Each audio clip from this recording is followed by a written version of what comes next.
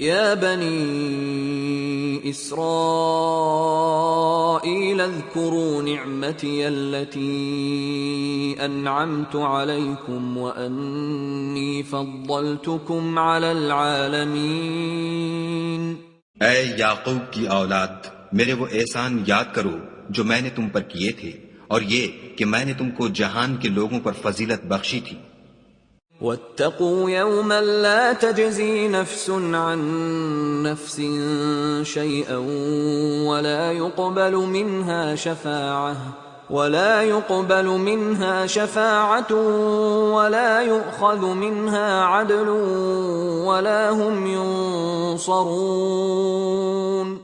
और उस दिन से डरो जब कोई किसी के कुछ भी काम न आए, और न किसी की सिफारिश मंजूर की जाए, और न किसी से किसी तरह का बदला कबूल किया जाए, और न लोग किसी और तरह मदद हासिल कर सकें।